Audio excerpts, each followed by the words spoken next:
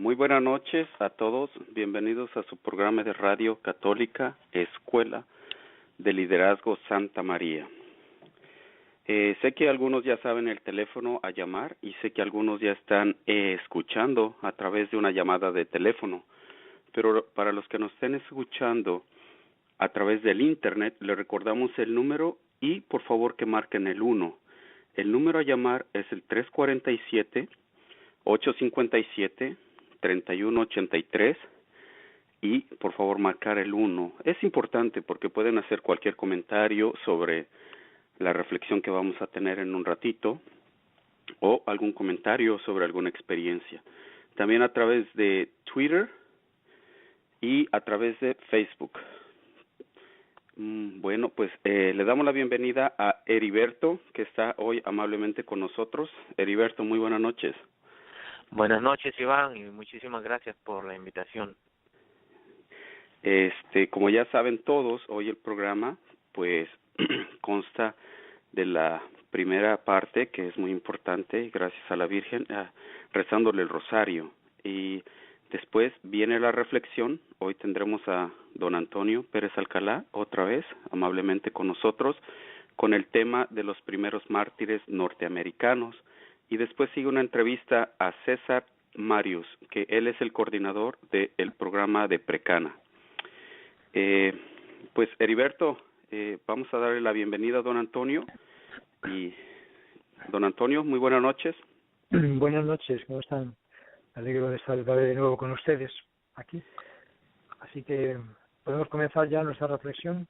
Sí, claro, don Antonio, adelante. Muy bien, pues, bueno, el título del tema era los primeros mártires de Norteamérica, pero en realidad de los que voy a hablar no son realmente los primeros, porque son los más conocidos y quizá los que más influencia han tenido en la historia religiosa de Norteamérica, Canadá, Estados Unidos. Pero el primer mártir de Estados Unidos realmente no fue un francés, que es la nacionalidad de los que vamos a hablar hoy, sino fue un español, fue Juan de Padilla, un franciscano que estuvo misionando por México y desde allí pues quiso seguir misionando y se internó en lo que hoy es Estados Unidos y llegó hasta Kansas y allí pues hizo todo lo que pudo por convertir algunas tribus de indígenas y lo consiguió. Parece que después quiso convertir a otras y eso no le gustó a la primera que había convertido y entonces esa misma tribu convertida pues le mató en lo que hoy prácticamente es el corazón de Estados Unidos, en el estado de Kansas. Realmente es simbólico, ¿verdad? Que ya en una época muy temprana, esto fue allí por el 1500 y algo, pues ya hubo un mártir, y además un mártir hispano, y además como si fuera pues el comienzo de todo, porque fue en el corazón de Estados Unidos, como diciendo, algún día este gran país, que aún no existía todavía, claro, pues va a ser católico, va a ser al menos la religión dominante, la católica. Todavía estamos en ello. Es verdad que ya la religión católica es la mayor de todas las confesiones cristianas y además suma más que todas las demás confesiones cristianas juntas. Y es, por tanto, la religión más numerosa de Estados Unidos. Pero ojalá llegue algún día en que sea, pues que todo Estados Unidos esté convertido, ¿no? Todos estos 300 millones de habitantes, o algunos más ya que tenemos hoy en el país, pues todos sean católicos y además católicos activos. Pues, pero de todas formas, el tema de hoy no es esa primera evangelización de los españoles subiendo desde México, y también, pues claro, podríamos hablar de Junípero Serra y de otros mártires también, porque ha habido mártires jesuitas aquí en Virginia, y sabemos dónde están, más o menos el lugar donde fueron martirizados, en una excursión que hicieron desde Florida unos cuantos miembros de la Compañía de Jesús, y aquí fueron pues engañados por un converso, un indio converso, un traidor, y luego fueron todos ejecutados aquí en una de las entradas del mar en los estuarios de estos ríos de Virginia. No se sabe exactamente cuál fue, pero fue muy cerquita de aquí. De hecho hay una placa conmemorativa un poquito más abajo, ahí por Stafford, hay una entrada en un río, y ahí ponen una placa que conmemora estos mártires jesuitas, que eran españoles todos, porque venían de Florida. Y aunque el sitio no es exacto, vamos, no se sabe con exactitud cuál fue. Pero bueno, vamos ya a nuestro tema. No le quiero quitar importancia a los mártires franceses en absoluto, ¿no? Es más, los historiadores de la Iglesia dicen que quizá ha sido una de las evangelizaciones más potentes, más fuertes, más peligrosas y más difíciles de toda la historia de la Iglesia, de toda la historia de la evangelización. Porque es verdad que no fue demasiado numerosa, no fue, por ejemplo, como la gran epopeya de la evangelización de América del Sur y Centro y de México, porque fueron nada más que pues unos cuantos, ¿no?, los misioneros que empezaron a misionar allí por las orillas del río Hudson, lo que hoy es Quebec, y lo que hoy es pues el norte del estado de Nueva York. Ahí había muchas tribus pues indígenas, unas más pacíficas y otras más violentas, ¿no? Y como siempre pasa, ha pasado siempre en el mundo indígena de América, pues unas tribus intentaban dominar a otras, y eran todos indígenas, pero bueno, pues unos eran, digamos, más potentes o más soberbios o más agresivos que otros, y entonces en general pues tenían esclavizadas a los demás tribus, ¿no? La cosa es que la historia es un poquito larga, pero vamos a centrarnos en el siglo XVII, que es cuando empiezan algunos colonos europeos a venir aquí a América del Norte. Francia, por ejemplo, desembarca y hace unas cuantas, no misiones, porque en realidad lo que hace son unos puestos comerciales para venían los comerciantes franceses, también los holandeses y por supuesto los ingleses también, a beneficiarse del comercio de pieles. Aquí había muchos animales con unas pieles muy preciadas por los europeos, ¿no? Y por eso el comercio era tremendo. Y tuvieron contacto con los indígenas, incluso algunos de ellos también se involucraron en este comercio. Este era el ambiente en el cual ya pues Francia, que siempre fue una nación católica, se planteó que tenía que traer también misioneros. En realidad el primer conquistador o el primer pues comerciante que vino aquí al norte pues fue un católico, además bastante fervoroso, el Champlain, ¿no? Tiene un lago en Estados Unidos que se llama así, ¿no? Y él pues quiso traer misioneros también, ¿no? Trajo primero 6, después ya habló con los jesuitas, les trajeron más, y pues empezaron a hacer lo que pudieron con las tribus, ¿no? Hay que tener en cuenta que la situación era muy complicada, porque muchas tribus eran amigas de los europeos, otras en cambio no, y eso cambiaba con el tiempo. Las que eran amigas en aquel tiempo, pues al cabo de los años, pues no eran amigas ya. A veces los franceses tenían que marcharse porque los ingleses les habían echado, ¿no? Pero luego después volvían otra vez y hacían otra vez amistad con otras tribus. Ellos pensaban que les estaban explotando y que les estaban traicionando, y entonces se revolvían, hacían revueltas y mataban a los franceses, ingleses o holandeses, pero luego después hacían otra vez las paces. Es decir, en este ambiente pues la evangelización era muy difícil, porque nunca sabías si te iban a recibir pues con abrazos en las tribus indígenas o sin embargo te iban a recibir con un flechazo o con un hachazo, ¿no?, en la cabeza, como de hecho pasaba muchas veces. Por eso se dice que cuando en Francia, sobre todo la Compañía de Jesús, invitaba a los misioneros a venir a Canadá o a Estados Unidos del Norte, se decía, bueno, esto es una visión de muerte, o sea, aquí vais a morir, ¿no? No sabemos cuánto tiempo esperaremos, pero aquí vais a morir. Esto es una ofrenda de martirio para el Señor y para la salvación de estos pueblos indígenas. Pues así todo, había mucha gente que quería venir. De hecho, es que pues no podían venir todos los que querían, porque pues tampoco había presupuesto para eso, ¿no?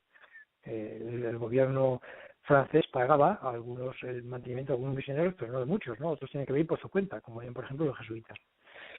Pero bueno, pues sí, había a lo mejor 20, 30, a veces más misioneros jesuitas y de otras congregaciones también. Pero ya sabían que tarde o temprano una revuelta un ataque de ira de una tribu, un cabecilla que pues por alguna razón pues se levantase de mal genio aquella mañana, podía coger al misionero y podía decapitarlo rápidamente, y además sin pedir permiso y dar explicaciones a nadie. O sea que aquí los que venían eran verdaderamente pues mártires ya pues oficialmente, ¿no? Todavía no habían cumplido, pero ya estaban firmados como para el martirio. Esto pues nos tiene que hacer recapacitar, ¿no? Porque por lo que diremos después, además, porque esto realmente era el espíritu de aquel tiempo del catolicismo europeo. No digo que todos pensaran así, que todos quisieran ser mártires, ¿no? Pero cuando había un puñado tan importante de hombres que querían dar la vida por Cristo y sabían que venían al martirio, pues imaginemos que el pueblo fiel, el pueblo católico, de alguna forma estaba en mejor posición, ¿no? Porque veía que sus pastores eran auténticos mártires, ¿no?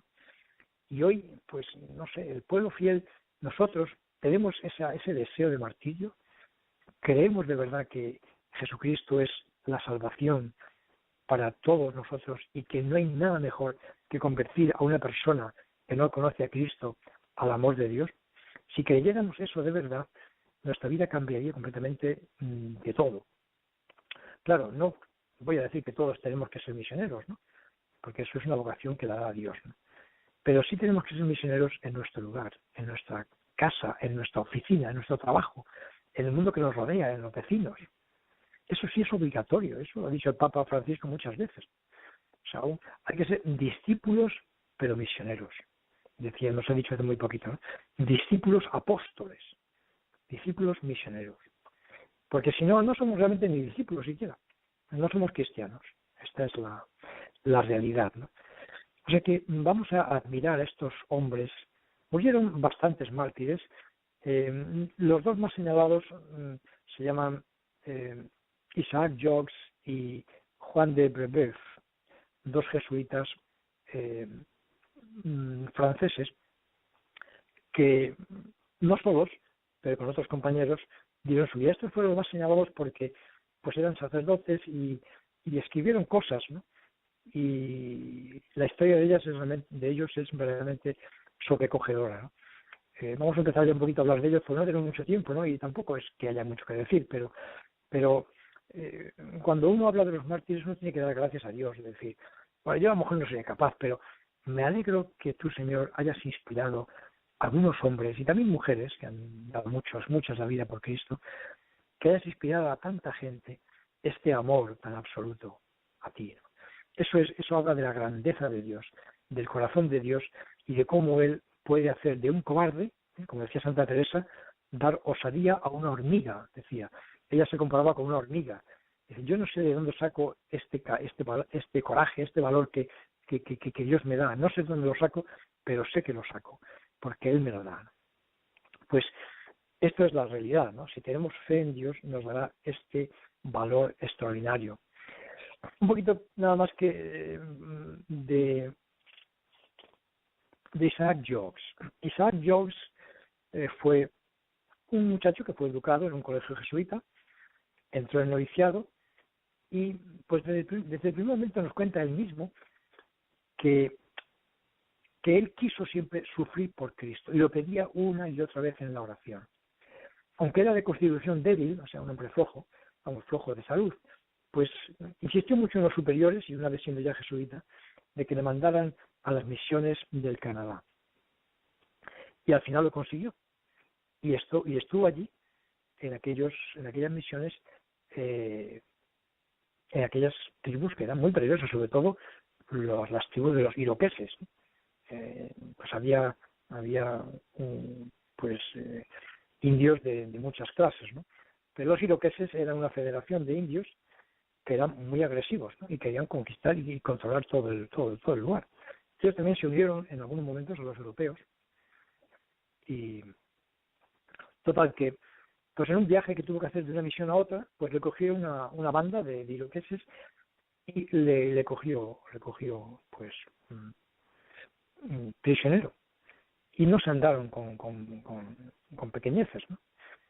Él mismo contó que padecía en aquella primer cautiverio, porque no murió aquí, padecía en aquel primer cautiverio unos dolores casi insoportables en el cuerpo y al mismo tiempo mortales angustias en el alma. Me arrancaron las uñas con sus agudos dientes. Es un poquito duro esto, ¿no? A lo mejor hiero la sensibilidad, pero bueno, esto es lo que le hicieron, ¿no? Y después, abocados, me destrozaron varios dedos hasta deshacer el último huesecillo.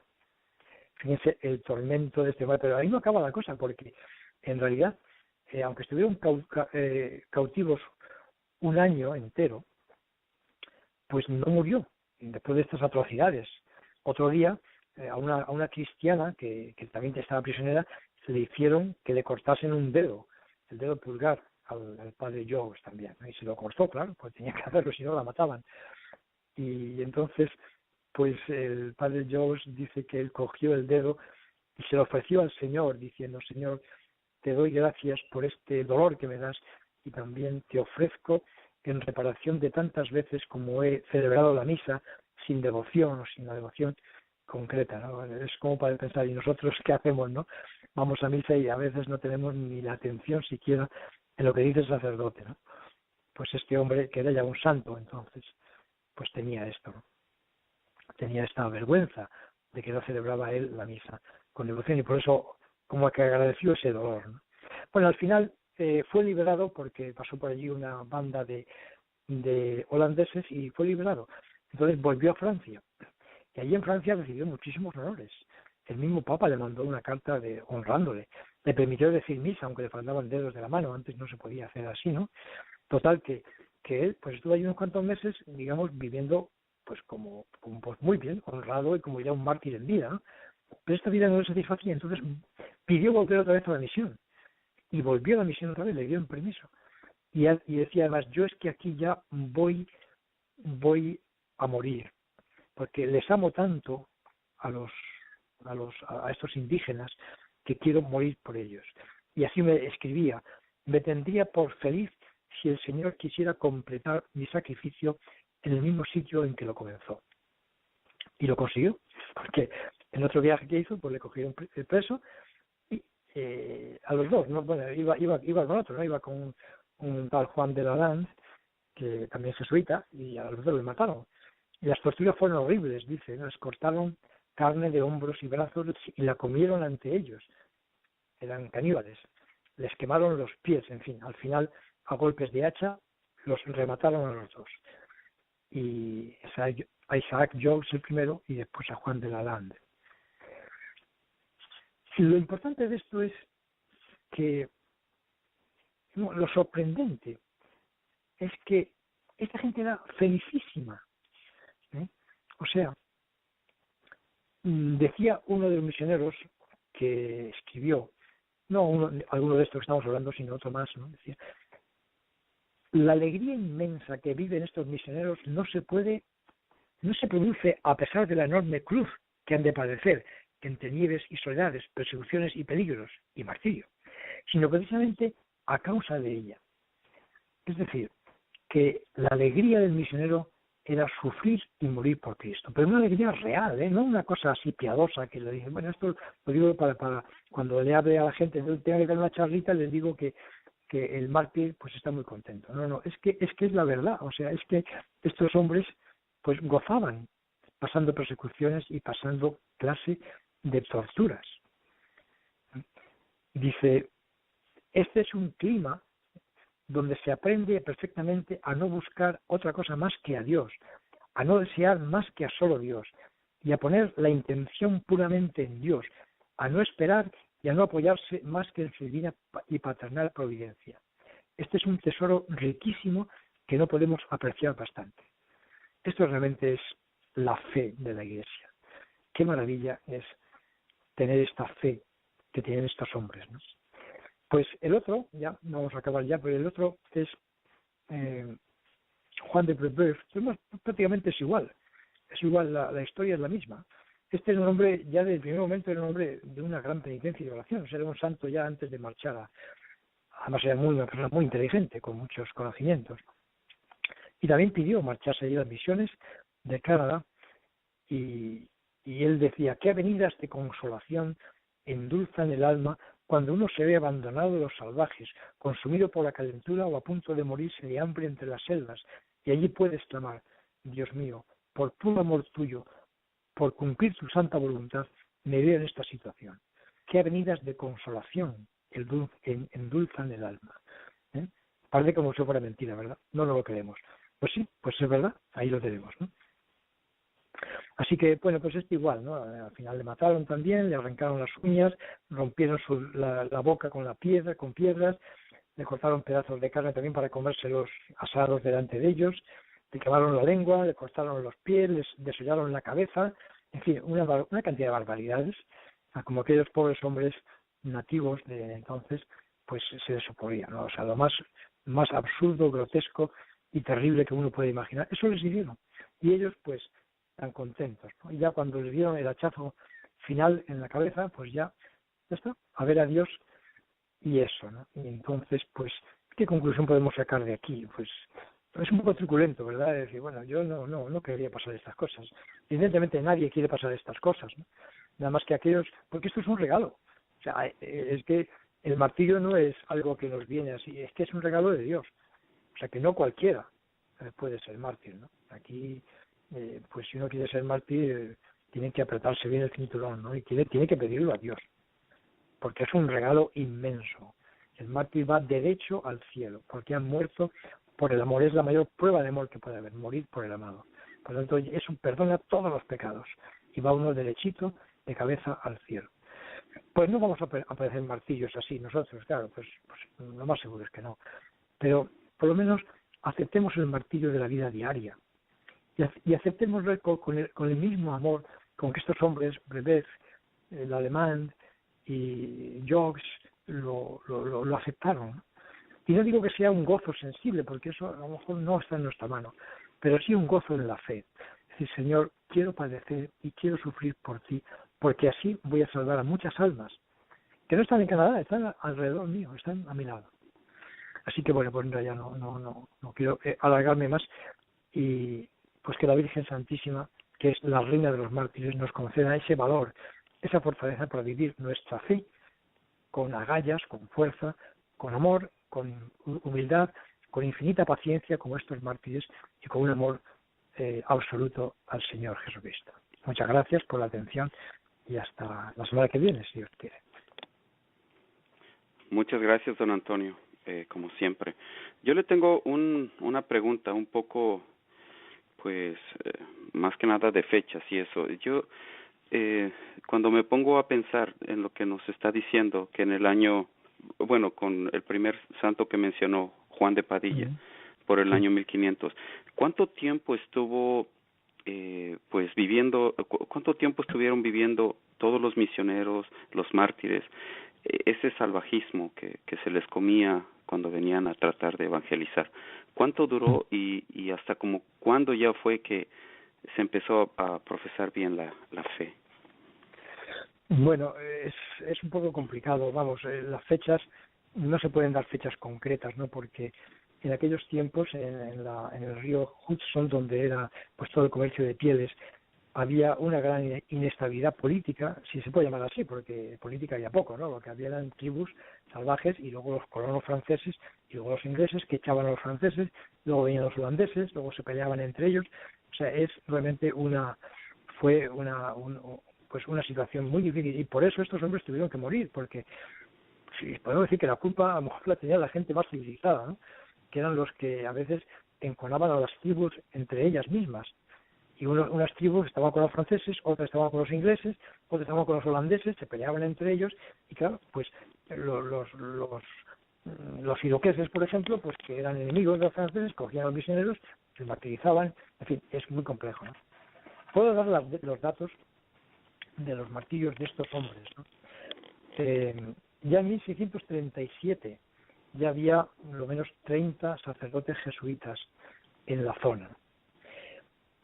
Isaac Jogues murió en el 46, o sea, en 1646. Es decir, que luego ya, pues todo el siglo XVII fue un siglo bastante incómodo para la zona, ¿no?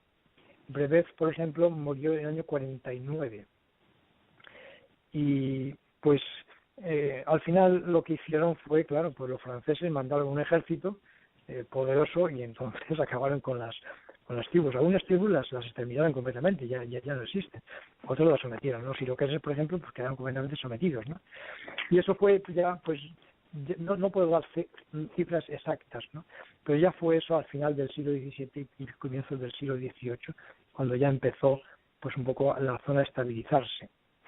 Y la verdad es que, pues, estos hombres también han tenido la responsabilidad, vamos, digamos, la culpa, la gran culpa, la buena culpa de que ahora Canadá sea en gran parte católico, ¿no? Claro, Francia lo evangelizó y Francia es católica, pero estos hombres fueron los que realmente consiguieron las gracias para conseguir que esta gran nación, que es Canadá, por lo menos la mitad, ¿no?, la que es de habla francesa, pues todavía la religión católica sea la más numerosa. Muchas gracias, don Antonio. Heriberto, ¿tienes alguna pregunta? Después de ti hay una pregunta de Reinel. Sí, don Antonio, un comentario así rapidito y una pregunta también. Cuando mencionó, ¿verdad?, que estos hombres desde muy joven le pedía a Jesús sufrir por él en la oración, me hace pensar a mí qué cosas le pido yo en la oración a Jesús, ¿verdad? Porque de sufrir por él, pues casi no, muy poco. Pero es interesante el dato. Otra cosa, hemos mencionado, en algunas ocasiones escuchamos que siempre todos los ambientes son campos de misión, el trabajo, la escuela, donde quiera que vayamos es campo de misión. Como quizás no como en esos tiempos recibía una persecución hasta el punto de caníbales, de comérselos vivos a estos grandes mártires, ¿verdad? ¿Podría como darnos algunos ejemplos llevándolo a los campos donde vive nuestra gente, donde van y hacen misión los jóvenes? ¿Qué clase de persecución vivimos ahora mismo cuando nos enfrentamos a la evangelización en todos los campos de nuestras vidas? Pues sí, no es una pregunta muy interesante, pero que yo creo que la mayor parte de nosotros sabemos ya la respuesta, sobre todo los que sois más jóvenes y que estáis metidos en ambiente de trabajo o ambiente de estudio, ¿no?, o ambiente de barrio, de conocidos, y uno pues quiere llevar ahí a Cristo, ¿no? Se nota, en muchos casos se nota la frialdad, ¿no?, la oposición, como el rechazo que uno siente, ¿no? Ese es el sufrimiento que Dios nos pide a los que queremos ser apóstoles, ¿no? ¿Qué hacer ahí? Pues yo no sé si, bueno, yo no creo que pedir sufrimientos directamente sea algo que se pueda hacer si no es inspirado por Dios, ¿no? Porque, bueno, pues uno tiene miedo, ¿no? Y Dios tampoco pide que uno, porque el mismo Cristo pues no quiso sufrir, y lo vemos en el Huerto de los Olivos, ¿no? O sea que no es necesario, si uno no se siente inspirado, pedir sufrimientos. Lo que hay que hacer es pedir amor y pedir apostolado y pedir fruto apostólico y pedir amor a las almas. Eso sí. Claro, pedir eso es pedir sufrimiento, porque es que el único camino es ese, ¿no? Pero bueno, es como un rodeo que hay que dar para no pedir directamente el sufrimiento. Ahora, si alguno se siente inspirado a pedir sufrimiento por Dios, pues fenomenal, ¿no? Pero nos va a venir si queremos realmente hacer apostolado, ¿no? Y en cuanto al apostolado en nuestros ambientes, el más difícil es el alma a alma. Es decir, el apostolado que a lo mejor dura 20 años, porque tienes un compañero de trabajo o un amigo o un familiar y no quieres saber nada de Cristo, ¿no? Y tú estás ahí orando por él y sacrificándote y estás pues hablándole de vez en cuando, ¿no? O sea, todo eso va haciendo que poco a poco esa persona se vaya conmoviendo en la medida en que se pueda conmover, porque él quiere conmoverse, porque él quiere convertirse. Entonces, fíjate, pues lo que le costó a Mónica 15 años convertir a su hijo San Agustín, ¿no? Esos 15 años de oración, de sufrimiento, de penitencia, pues es un auténtico martirio. Yo no sé qué sea más difícil, ¿no? Sin morderte los dedos, realmente sí debe ser bastante desagradable, ¿no? Pero estar 15 años pidiendo y sufriendo y llorando por un hijo, eso también es tremendo, ¿no? Pero eso también es muy eficaz. Nosotros vamos más por ese camino, yo creo, ¿no? De pedir que, pues, nuestros amigos, compañeros, se conviertan, ¿no? Y nosotros, con paciencia, pues, a pedir y hacer oración y sacrificarnos por ellos. No sé si he contestado a tu pregunta, pero bueno, es lo que se me ocurre.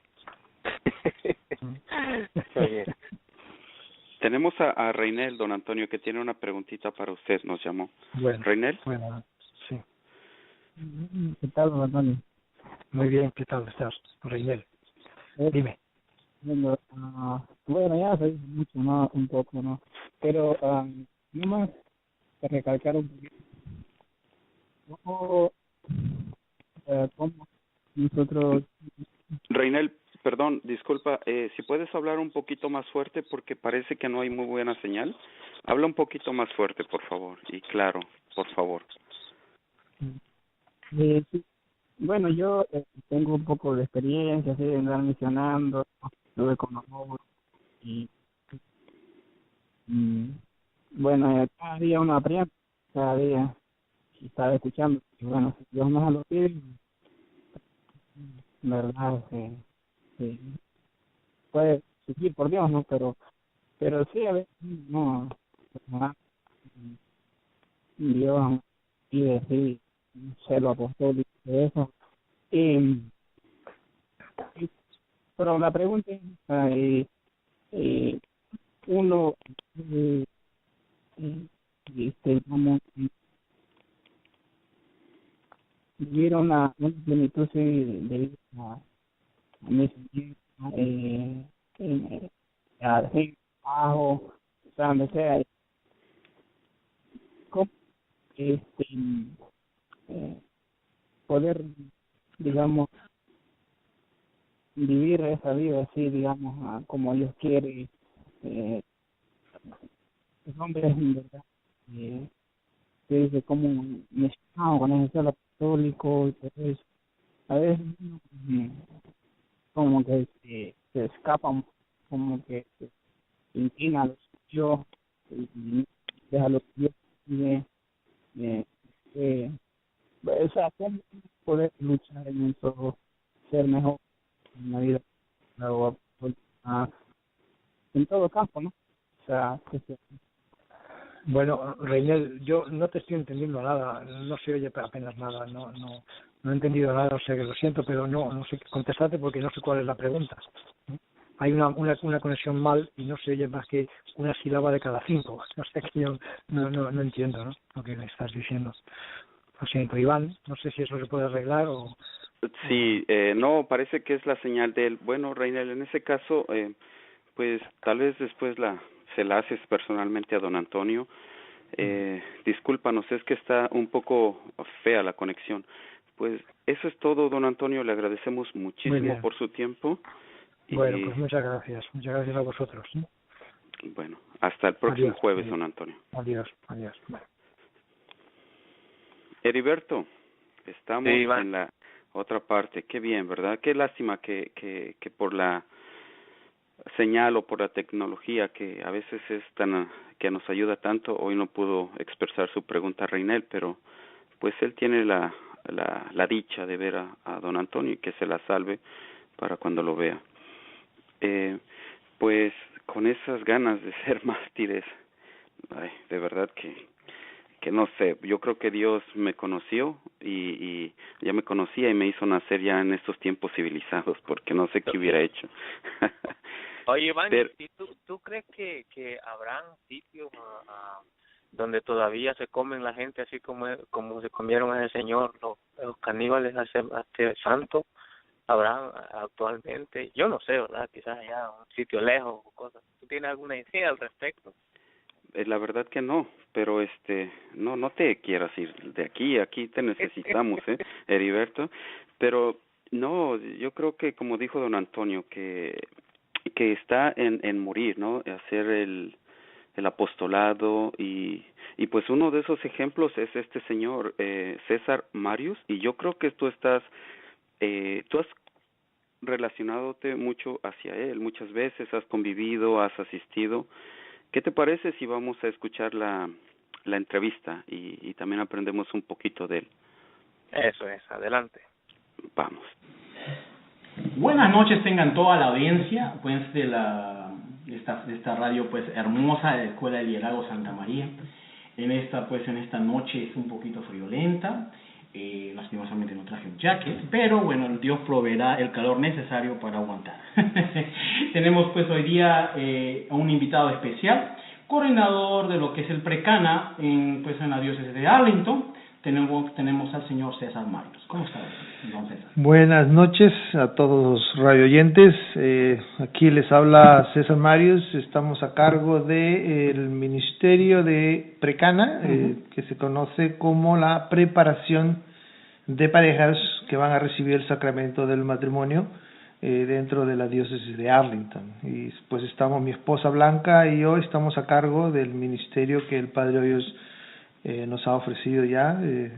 Estamos en este ministerio desde aproximadamente 7 años y medio. Wow. Supuestamente era un programa en el cual, pues como todo ministerio, siempre se da por un año, pero solo Dios sabe el por qué seguimos y pues estamos aquí a la disposición de la diócesis, de la iglesia sobre todo, para continuar la labor y el trabajo que estamos haciendo, y a ustedes agradezco mucho la oportunidad que se nos da por estar al frente de sus radio oyentes, que me imagino estarán inquietos en saber de qué se trata el Ministerio de Precana, ¿no? Pues bien, estamos aquí a tu disposición y pues cualquier pregunta que ustedes deseen, pues estamos llenos a contestar, ¿no? Muchas gracias, don César. Muy bien, hoy día estaba pues viendo, tengo bastante curiosidad pues en lo que hace. Algunas veces las personas dicen Precana, bueno, pues una clasecita para casarme, seguro me van a decir que tengo que cocinar, que tengo que lavarle los calzoncillos y calzones y todas esas cosas, y bueno, pues como se dice, no vamos ahí a hacer. Usted es una persona que es conocida en la diócesis por no solo dar cátedra de matrimonios, es una persona conocida en la diócesis porque realmente llega a los corazones de aquellas parejas que no entienden lo que es la santidad en el matrimonio. Explíquenos un poquito más de esta labor que empezó hace 30 años con su esposa y sigue hasta el día de hoy. Mira, estamos con mi esposa alrededor de cerca de los 30 años ya. La última semana pasada estuvimos conversando con ella de ver durante cuánto tiempo hemos estado trabajando, digamos, dentro del apostolado, de lo que es llevar el Evangelio y la palabra. Pues lo empezamos hace 30 años gracias a la participación de mi esposa, porque ella es la generadora de todo esto. Y pues bien, entramos dentro del proceso de conversión, dentro del proceso de sanación, dentro de un proceso en el cual pues nos conllevó a los dos a entrar a este camino del Señor, que es un camino bastante difícil, no es fácil, no es sencillo, pero dada la fe, la convicción de que teníamos de que esto es algo, que son cosas de Dios. Pues lo aprendimos, no solamente lo aprendimos, sino que también lo contemplamos, que es algo completamente diferente en cuanto a la percepción de lo que es el Evangelio, la palabra de Dios, que muchos de nosotros la escuchamos, la leemos, pero en realidad no tomamos conciencia de lo que el Señor nos quiere dar a conocer. Muchos de nosotros escuchamos las homilías de los sacerdotes, y si ustedes, para aquellos que están acostumbrados a ir a todos los domingos a escuchar las homilías, podrán darse cuenta que año tras año siempre se está hablando de lo mismo, de lo mismo, de lo mismo, y dirán, pero claro, ¿cómo no va a ser lo mismo si estamos hablando de la palabra de Dios? Claro.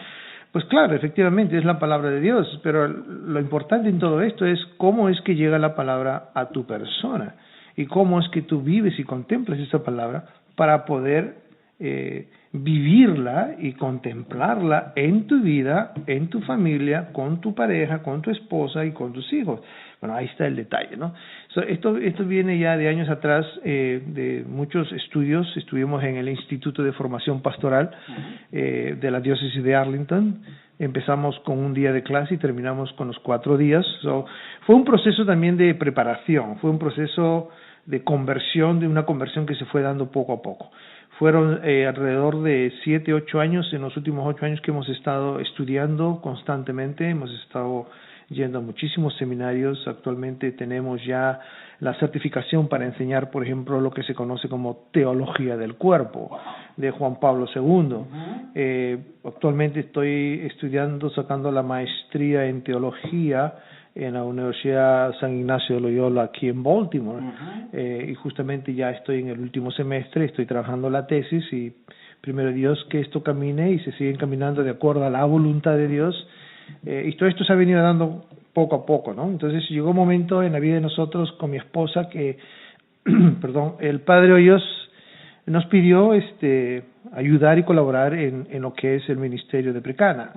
El Ministerio de Precana tenía una estructura, un formato inicial que se dio se daba por mucho tiempo, ¿no? Por ejemplo, se daban una clase mensual, 2 horas durante 6 meses.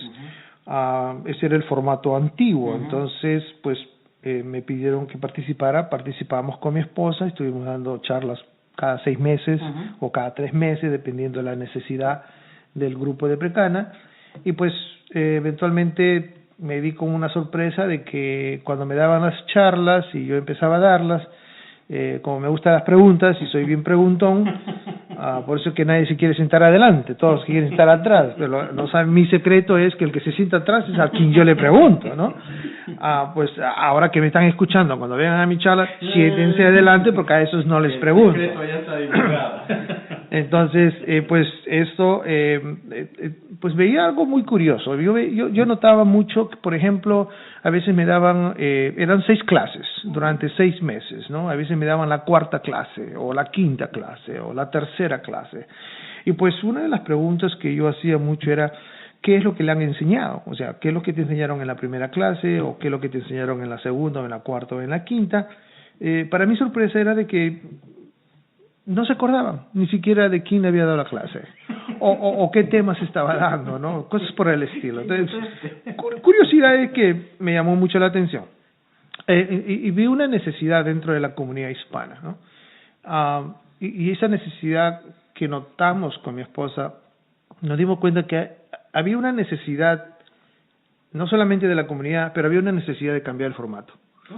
Porque el formato era, si bien es cierto, tal vez ha funcionado para muchísimas parejas, no con esto quiero decir que lo que se enseñó estuvo mal, es simplemente que durante la historia de la humanidad siempre han habido cambios para mejorar. Claro. Y pues yo creo que nuestra presencia ahí y el notar de que había una necesidad en la comunidad, pues se hizo de que se cambiara el formato.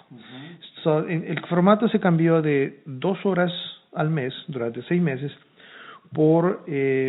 ahorita estamos dando ya casi 26 horas durante 3 meses. La idea fundamental en todo esto, al comienzo y al inicio, pues no hubo, ¿cómo se puede decir?, una aceptación plenaria, ¿no?, de que todos estaban de acuerdo con esto, pero tomamos el riesgo de hacer ese tipo de formato y lo comenzamos a dar.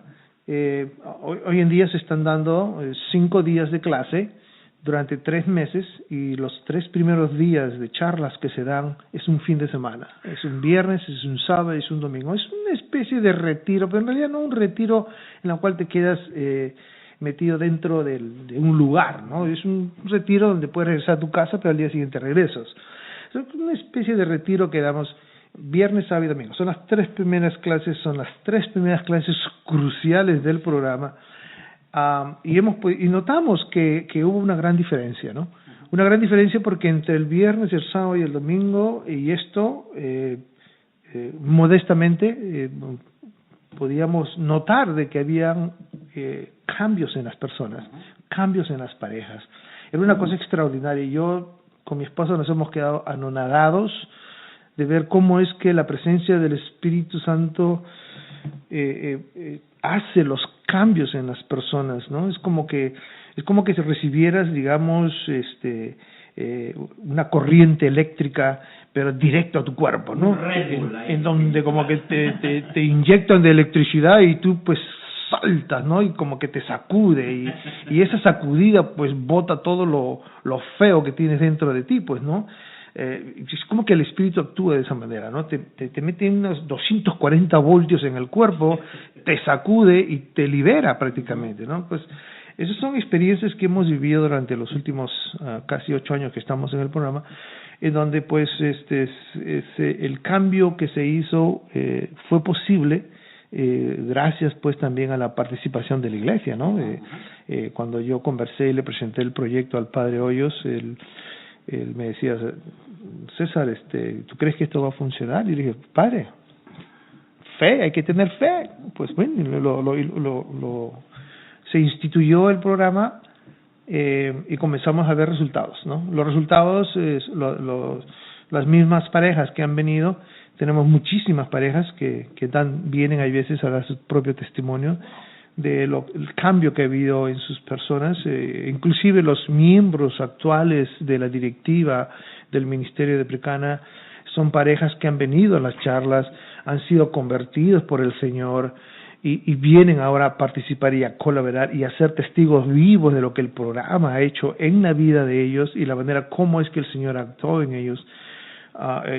Es algo, como te digo, emocionalmente, con mi esposa y yo a veces cuando tenemos los fines de semana y termina sobre todo los 3 primeros días, mi esposa y yo tenemos sentimientos encontrados porque es una cosa extraordinaria ver la transformación, el cambio que se da. A mí es increíble la manera como una persona puede cambiar de un día a otro.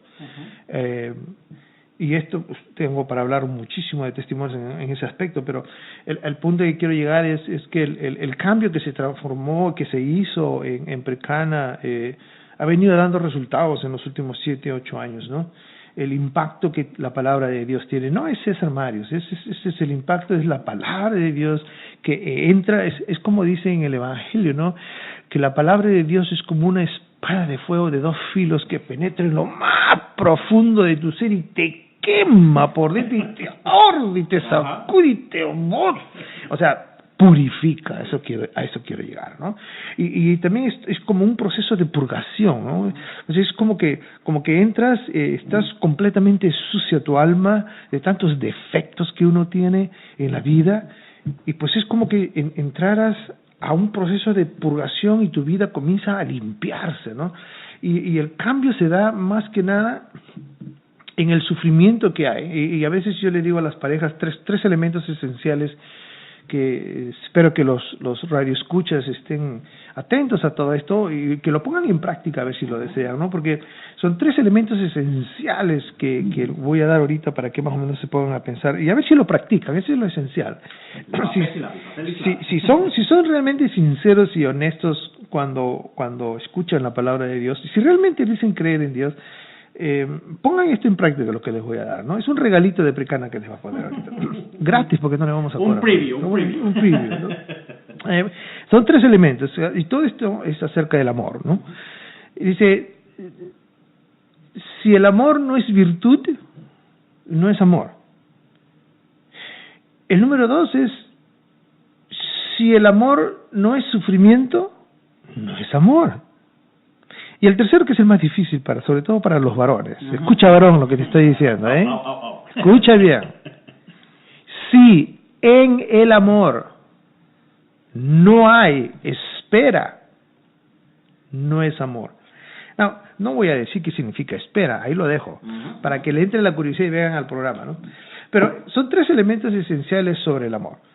Y es algo que se enseña y se da con muchos detalles al respecto, y utilizamos mucho el Evangelio también, sobre todo en la primera carta de Corintios, capítulo 13, versículo del 1 al 13, que sería muy bueno que lo lean también, a ver si le agarran la onda en lo que acabo de decir de estos 3 elementos esenciales acerca del amor, porque tiene mucho que ver. Hemos notado mucho en las parejas que han venido de que no hay valores, los valores se han perdido completamente. Y justamente parte del programa que tenemos, que ahora lo voy a explicar y ojalá nos dé el tiempo para hacerlo, porque queremos nosotros que haya un cambio, se necesita que la comunidad cambie. Y hemos encontrado que los jóvenes adultos de hoy, entre los 18 a los 35 años, que son los que vienen a buscar el sacramento del matrimonio, cometen un gran error, y el gran error es la fornicación. Es la fornicación. Es un elemento tan destructivo en la vida de la persona que destruye completamente el alma, ¿no? Y no permite que te acerques a Dios. Si nosotros realmente pudiéramos balancear y ponernos en la balanza y decir, soy feliz, vivo feliz, vivo en paz, vivo en gozo. Muchas de las parejas a las cuales yo les pregunto este tipo de, cuando hacemos la sesión, les hago la pregunta, ¿viven ustedes en paz? Y la mayoría me dice sí. ¿Viven ustedes bendecidos por Dios? Y todos los fornicadores me dicen sí. y ustedes viven alegres, sí. ¿Tienen trabajo? Sí. ¿Y tienen sus ahorritos? Claro que sí. ¿Y tienen su carrito? Sí. ¿Y un buen trabajito que los mantiene? Sí. ¿Y ustedes se sienten bendecidos por Dios? Sí. Y yo le digo no. Exactamente. No. Es importante. Porque realmente no sabes el significado de lo que estás recibiendo. No te voy a dar los detalles, radio oyente, pero lo que sí quiero es que vengas a la charla para explicarte del por qué es que tú en realidad no estás bendecido por Dios. Es una realidad que dentro de la comunidad se ve y se nota mucho. Y es triste porque del 100% de parejas que vienen, que es un promedio entre 10 a 20 parejas aproximadamente que vienen, de ese promedio de parejas, casi el 100%, vamos a ponerlo así, el 90% de las parejas que vienen donde nosotros son fornicadores. Uh-huh. El 10% no viven juntos, pero fornican. Uh-huh. Y hacen el papel de virgen, que no lo son. Uh-huh. Y lo interesante en todo esto, en este problema de valores, es que estamos tratando de cambiar eso.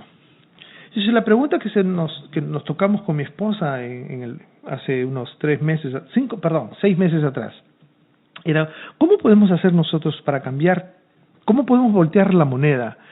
Porque casi el 100% de las parejas que vienen son fornicadores. ¿Cómo voltear la moneda de un lado al otro lado?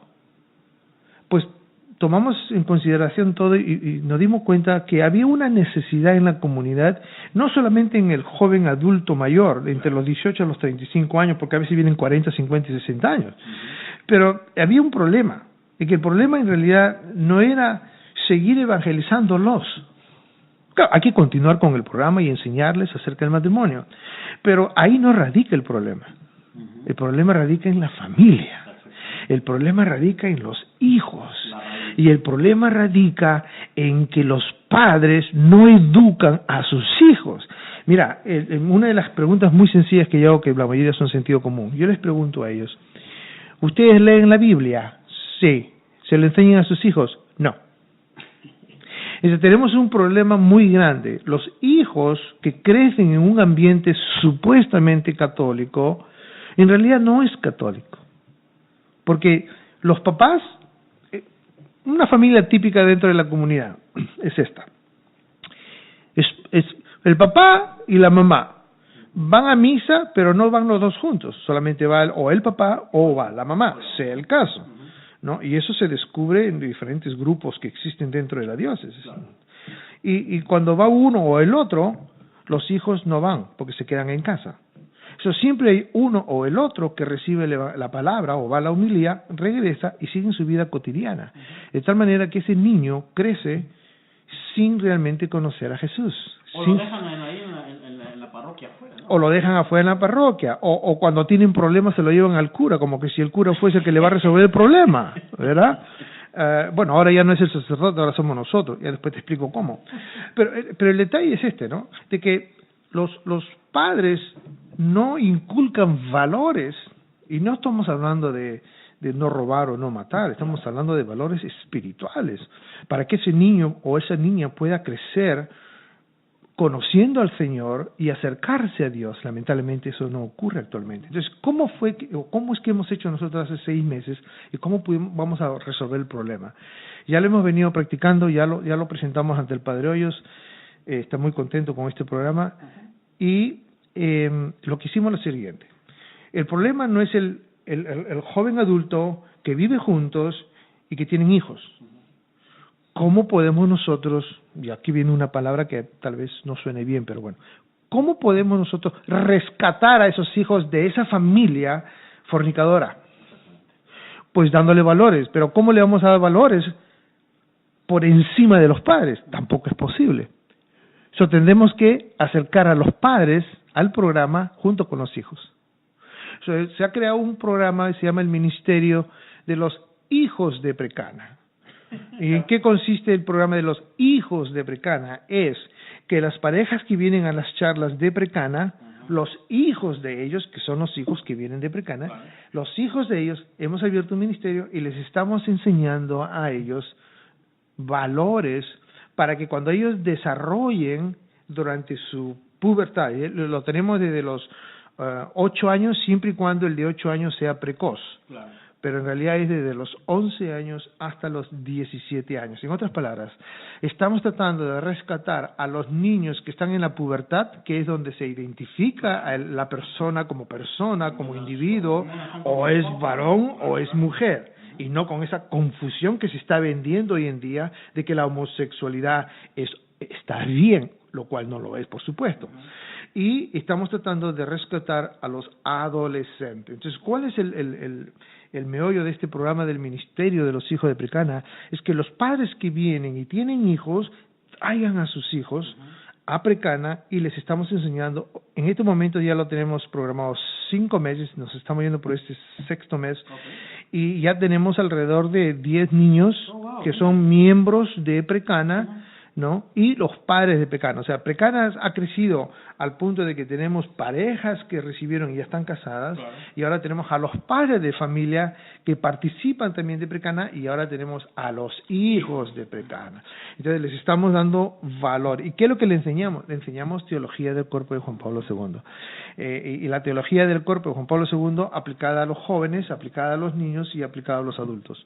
Eso nos da una pauta de que estamos siguiendo la línea de la encíclica de Familiaris Consortio, en donde Familiaris Consortio dice exactamente que hay diferentes etapas de formación en la vida de un católico, y la etapa de formación justamente está en la pubertad, porque antes de la pubertad ya le corresponde a los padres. Si los padres no supieron educar a sus hijos durante ese primer tiempo, pues vienen a Precana y entran en la etapa de la pubertad, y de ahí arrancamos nosotros y comenzamos a educarlos a ellos en la pubertad y los llevamos a la adolescencia con valores, y vienen a Precana a recibir el sacramento del matrimonio.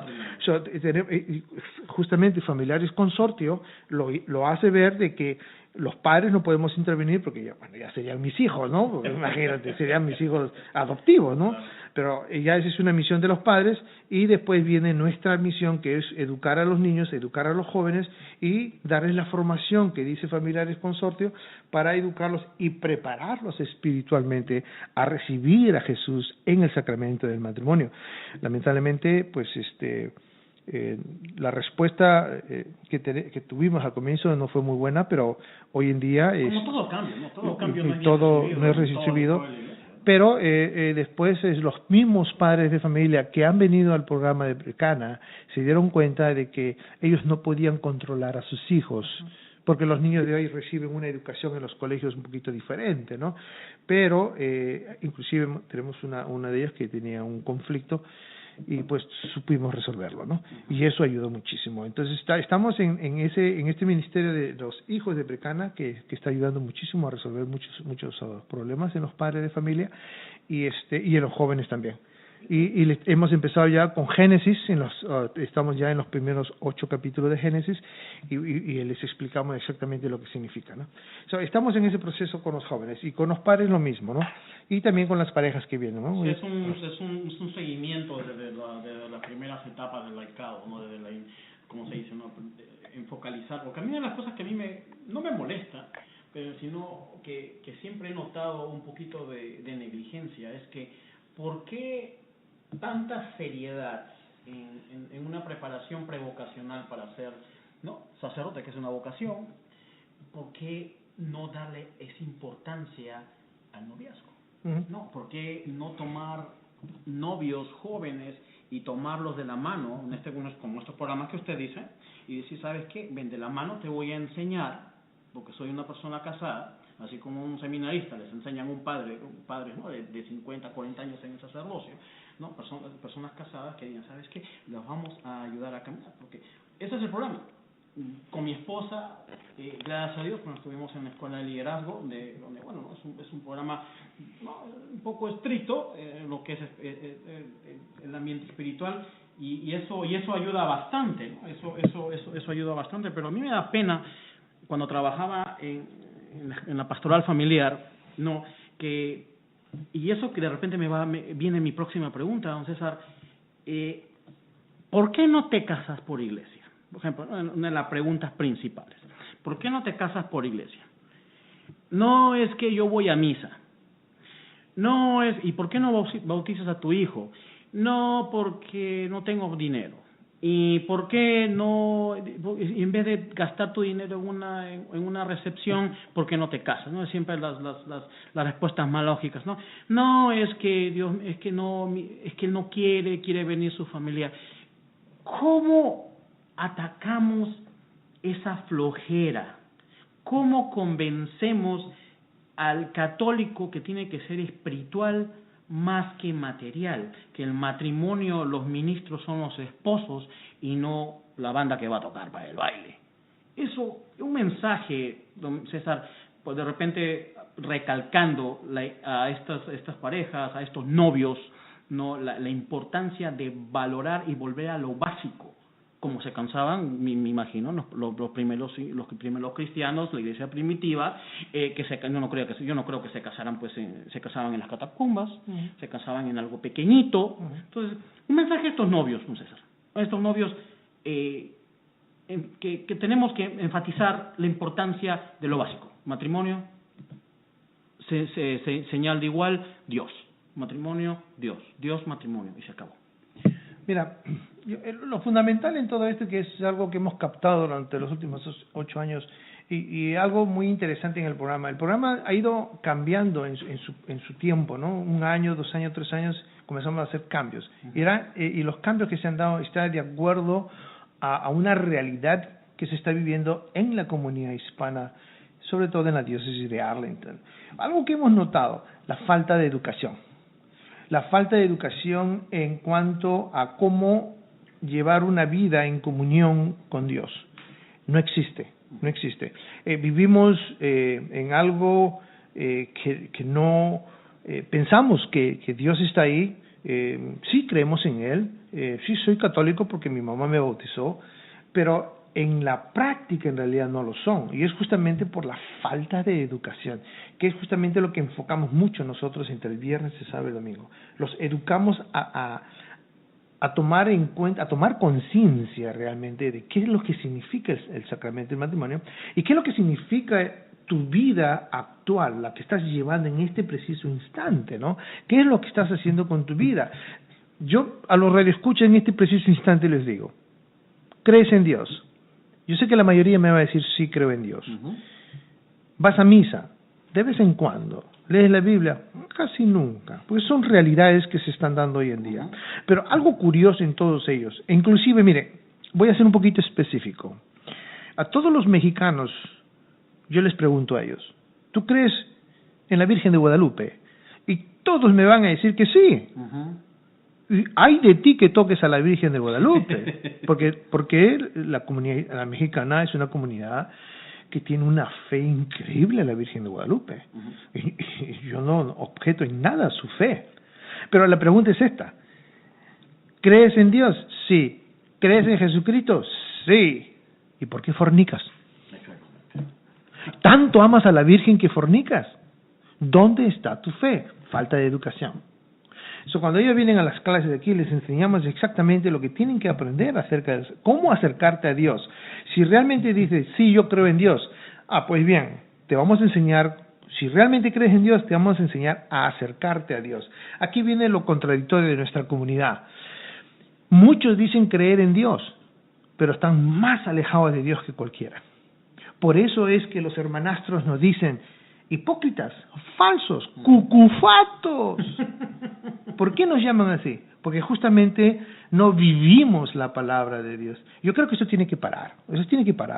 La misión que tenemos nosotros es justamente voltear la moneda, ¿no? De que en lugar de que vengan el 100% de fornicadores, que vengan 100% de vírgenes. Y no de fornicadores. Pues es un trabajo arduo, pero tengo mucha fe en Dios, creo en Él, doy mi vida por Él, aunque yo sé que lo que me van a escuchar es, ¿qué cosa que don César da la vida por el Señor? Sí, doy la vida por el Señor, doy la vida por ti, porque creo en Él, tengo fe en Él, y yo sé que Él puede hacer muchos milagros, y ya lo viene haciendo hasta el día de hoy. Mira, don César, esta entrevista está muy interesante, la vamos a tener que hacer en 2 partes, así que ahorita vamos a hacer un break, así que la próxima semana vamos a tener pues otra vez aquí a don César Marius, el coordinador de lo que es el Ministerio de Precana en la diócesis de Arlington. Nos vemos la próxima semana. Qué entrevista más interesante, como siempre.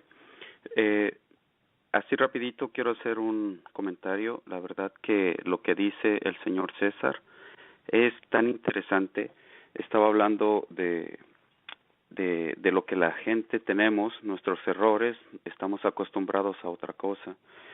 Y yo sé que hay algunos padres de familia que nos están escuchando en la radio o que nos van a escuchar después cuando el programa esté grabado.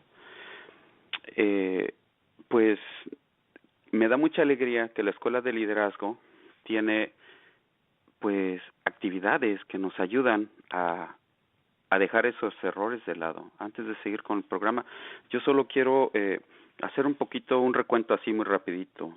La Escuela de Liderazgo trabaja con chicos adolescentes y siempre se está necesitando ayuda, siempre se está necesitando pues de todo el tipo de ayuda económica, ayuda de gente que de repente pueda pasar un sábado ayudando, manejando, porque son bastantes chicos y lo que ellos reciben es esta formación para que no lleguen a precana si es que Dios los llama al sacramento del matrimonio. Entonces desde jóvenes van obteniendo pues valores y virtudes, desarrollando virtudes para que hagan unas buenas decisiones. Yo sé que hay algunos padres que nos escuchan y entonces pues piensen eso, también empezar por nosotros mismos, los padres. Hay retiros en silencio, hay muchas actividades y pues tenemos el ejemplo. Ahora lo último es de Tomás, que se ha ido a El Salvador. Allá están trabajando con jóvenes, aparte de su ayuda así material, pues pueden también rezar mucho para que todo lo que se está haciendo pues que sea del agrado de Dios y de la Santísima Virgen y se pueda realizar. El teléfono a llamar para cualquier comentario, cualquier pregunta así un poco más privada, pueden llamar y dejar un mensaje, es el 571-499-0812 y se les invita a que participemos, a que salgamos de nosotros mismos y pues estar activos. Ejemplo de esto es las chicas que están haciendo actividad, tienen una actividad este fin de semana, siempre trabajando, hay líderes que están con ellas, que las están guiando. Pues tenemos una llamada de una chica. Muy buenas noches, disculpa, no tengo tu nombre. ¿Cómo te llamas? Hola, me llamo Fátima. Fátima, ¿cómo estás? Bien, ¿y usted? Muy bien, aquí muy contentos de estar en el programa y de escuchar todo lo que estamos escuchando. Pero cuéntanos, ¿cuál es la actividad que tienen? Este sábado tenemos la actividad del Festival de la Familia. Es un festival para la familia para que vean lo que hacemos en el grupo y cómo traemos las chicas más cerca de Cristo. Okay, este festival va a ser en la iglesia de Santa Rita, que está en Alexandria, este sábado 24 de octubre, ¿verdad? Sí. Y empieza a las 7 de la noche. Se le pide a toda la gente que apoye, que vayamos, pero que lleguemos antes para no estar interrumpiendo, porque ustedes empiezan puntuales, como buenas personas, como buenas líderes que están formándose, ¿verdad? Sí. Fátima, ¿y qué más va a haber? ¿Qué es el Festival de la Familia? Así rapidito, porque tenemos otras llamadas y el tiempo se nos está acortando. El Festival de la Familia es más para traer las familias juntos para que vean las actividades que hacemos. Ahí va a haber teatro, vamos a cantar, van a haber bailes y muchas actividades. Oyes, Fátima, pues qué bien, ¿eh? Una preguntita rápida. ¿Y tú en qué grado estás de la escuela? Estoy en el 9º. ¿Y has invitado alguna vez a tus compañeras de escuela? ¿Ah? ¿A la escuela de liderazgo? ¿Las has invitado a la escuela de liderazgo de chicas? Sí. ¿Cómo va el apostolado en la escuela? No lo escuché, lo siento. Pero no ¿Cómo lo es que escuché. te va en el apostolado en la escuela? ¿Te cuesta trabajo con las chicas invitarlas? ¿No quisieras que ellas también estén participando y a veces no estén en otras cosas que no son muy buenas? Sí, me gustaría que muchas de mis amigas fueran, pero como siempre hay tentaciones que no dejan a las chicas que sigan a Dios, entonces es muy difícil. Pues bueno, a rezar mucho siempre y a estar pues sin dejar de participar y no caer en otras cosas que te inviten para que te alejen de las actividades de la escuela de liderazgo. Muchas gracias, Fátima. De nada. Pues mucha suerte y nos vemos el próximo sábado 24 de octubre en la iglesia de Santa Rita. Sí, ahí nos vemos. Buenas noches, gracias por llamar. Tenemos, bueno, antes que nada parece que Heriberto se nos ha ido estos teléfonos de hoy. Con el número 10 que tiene o algo así, le falló a Heriberto, pero ahí nos escucha y si puede que nos llame. Tenemos en línea a Elena. Elena, muy buenas noches. Hola, ¿cómo estás, Elena? ¿Qué nos cuentas? Bien, gracias a Dios. Bueno, yo lo que iba a dar era mi experiencia en el retiro en silencio. Que acaba de pasar, ¿verdad? Este sábado, este fin de semana pasado. Sí, claro. Estuve ahí y para mí el retiro en silencio siempre es como alimentar en mi alma al estar a solas con Dios. También examinar cómo realmente está mi vida en horas. Claro, lo más difícil en el retiro para mí es silenciar los pensamientos, porque el enemigo trabaja de alguna manera en uno también. Y lo que hago cuando me pasa ese momento es pedir la intercesión de algún santo.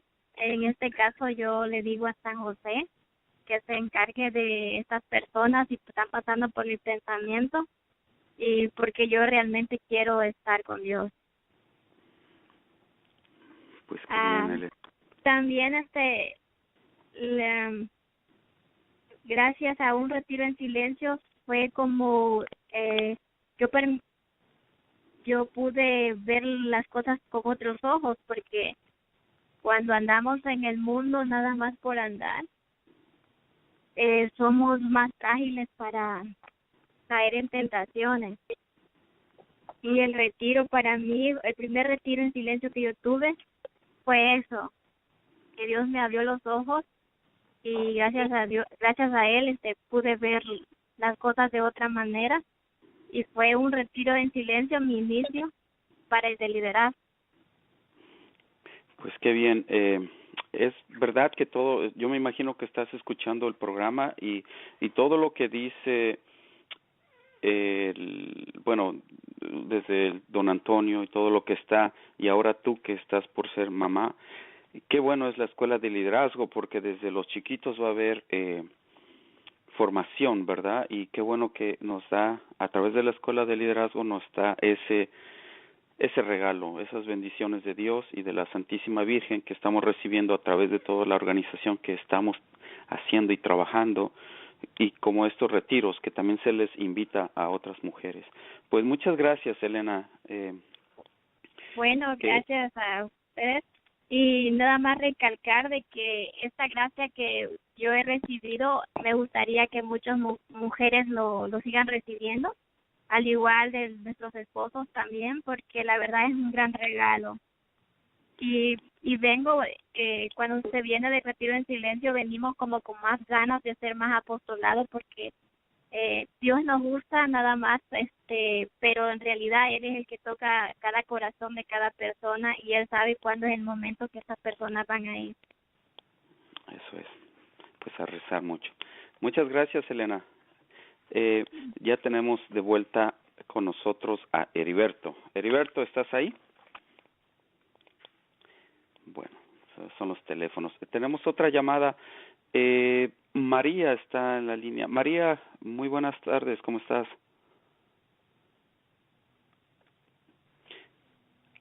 María, ¿cómo estás, Sí. María? Muy bien, gracias. Cuéntanos, ¿qué nos cuentas hoy?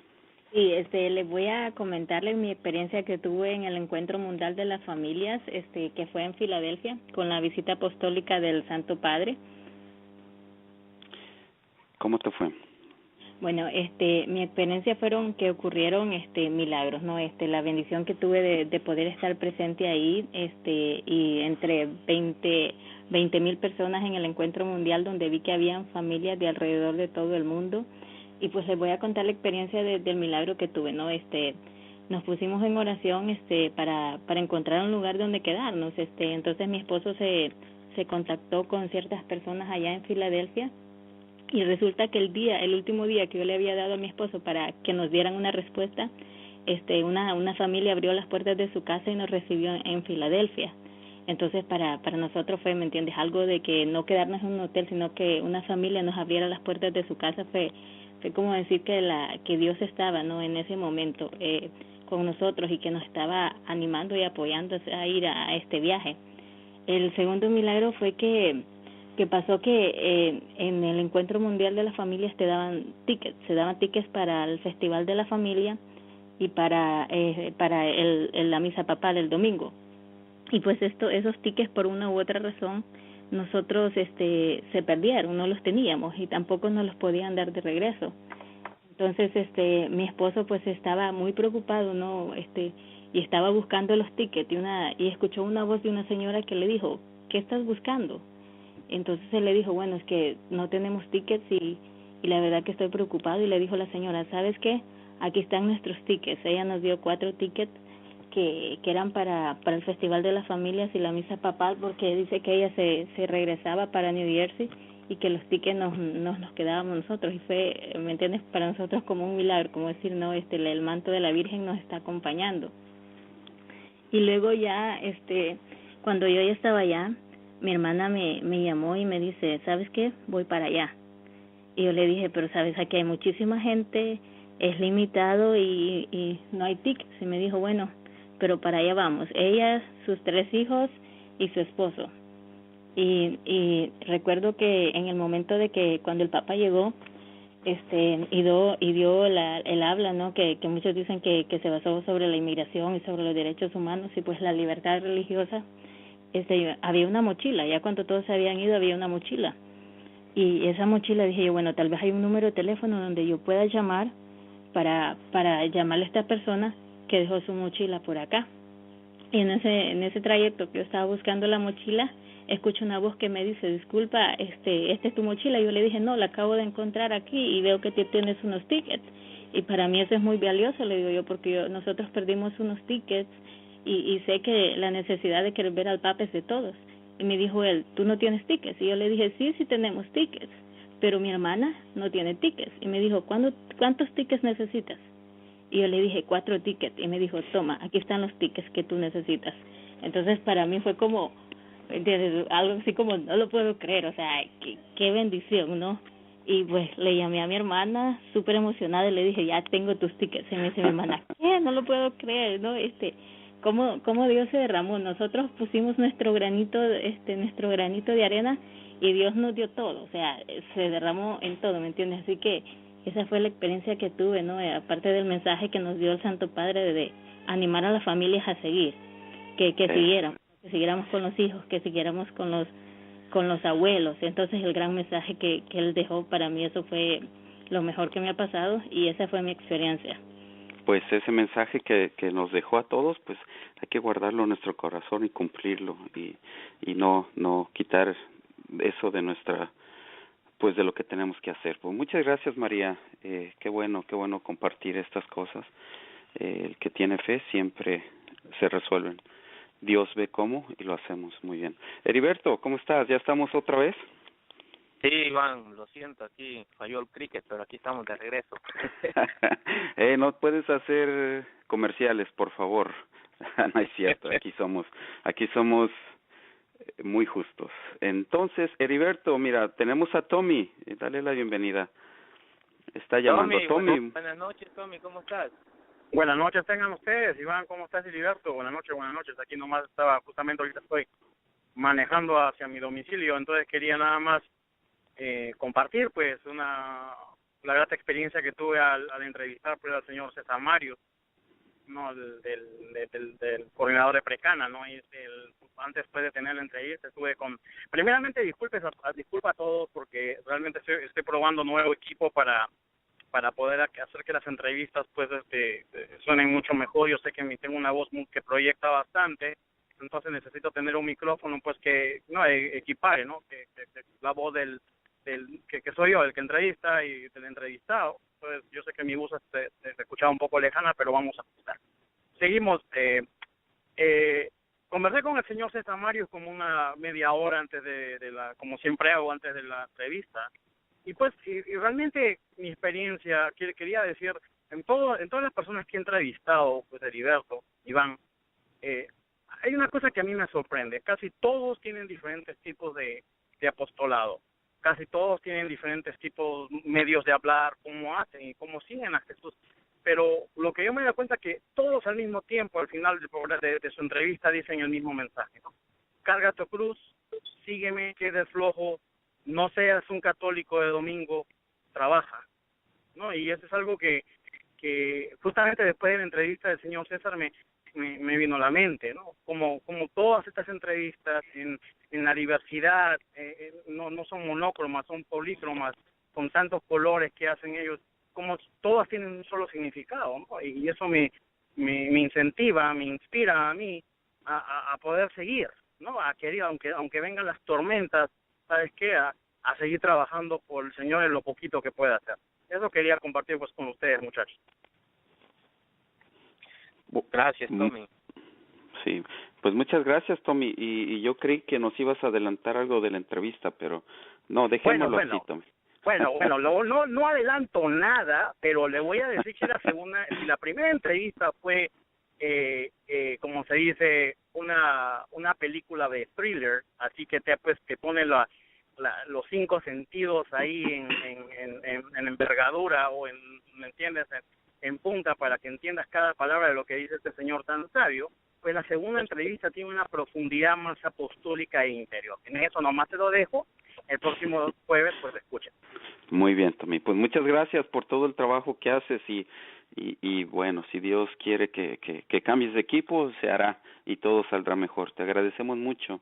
Y lo importante de todo esto es que lo hacemos por Dios, ¿no? Y no por nosotros. Muchas gracias, Tommy. Heriberto, de verdad que no pude hablar contigo y así rapidito yo di un pequeño,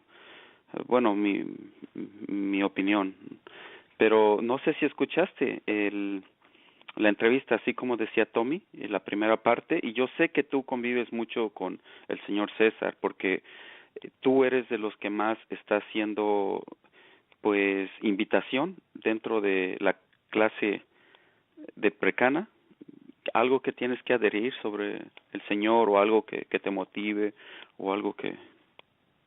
No, pues yo tenía aquí una lista que decir, pues ya el tiempo lamentablemente se nos agotó, pero pues sí. La conclusión que saco, mira, Iván, de escuchar la entrevista es que darle gracias a Dios, ¿no?, por la iglesia, porque hay tantos carismas donde las personas se pueden encontrar con el Señor, y aquí en Precana pues es uno, pues algunos quizás la sintió un poquito fuertecita, pero bueno, es un carisma y ahí mucha gente se convierte a través de eso, como él ya lo ha mencionado. Y nada, pues agradecido con don César que nos permite siempre ir a invitar a personas a retiros en silencio ahí, y bueno, es como el que viene, ¿verdad? Sí. ¿Qué día nos toca este retiro en silencio? Nos toca el próximo fin de semana, dentro de 8 días más o menos, 29, 30 y 31 de octubre. estamos ahí, todos los hombres están invitados, mayores de 18 años. Y antes de cerrar el programa, Iván, a las personas que nos están escuchando, que el domingo tenemos el Cineforum, es este domingo, es el domingo 1, pero que lo vayan apartando ahí para aprender un poco cómo ver televisión. Es una forma de hacer apostolado también, como les dije al inicio, dentro de la iglesia hay tantos carismas, entonces pues a que le venga a esto, pues que venga, que comparta con nosotros también. Iván.